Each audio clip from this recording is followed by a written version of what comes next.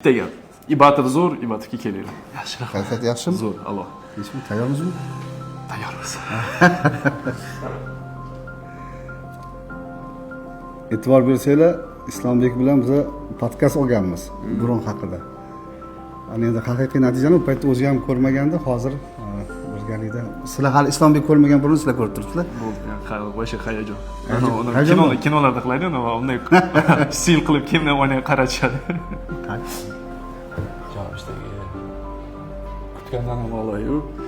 O'zingizda aytdingiz, ana burningiz sizni yoshingizni katta ko'rsatib turadi deb. Shunaqamikan? Вообще boshqa o'zim tanimay qolyapman. Вообще boshqa narsa.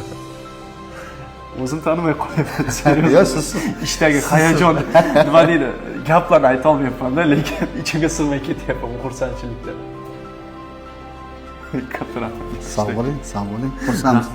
Eng quvonchli holatda-da bu biz uchun. Nima deydi? Nima desam bo'ladi? Mana hozir o'tiribmiz, klientlar kelib so'rayaptilar-da, hayajonni ayta olmayapman. Hozir endi bemalol aytsam bo'ladi. Nima desam bo'ladi? Bitta gap. Ibatov zo'r, Ibatovga kelaylik. Sog' bo'ling. Rahmat. Juda xursandman bu e'tirof uchun.